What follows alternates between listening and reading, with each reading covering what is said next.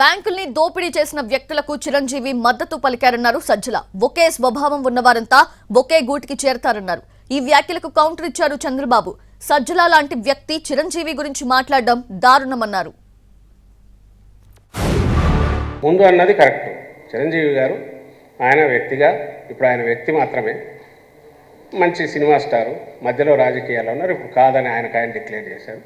పెద్ద మనిషి, రాష్ట్రంలో అందరూ గౌరవించేవారు అనుకుంటే ఆయన అభిప్రాయం మేరకు ఈసారి కూటమి రావాలని ఉంది.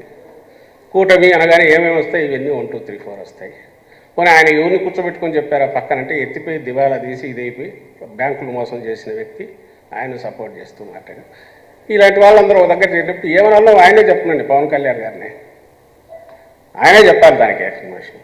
అంతే తప్ప దానికి మీ మొహాల అద్దంలో చూసుకోండి, మీరు ఎవరు చెప్పేది మేము అందగాలని చెప్తామా?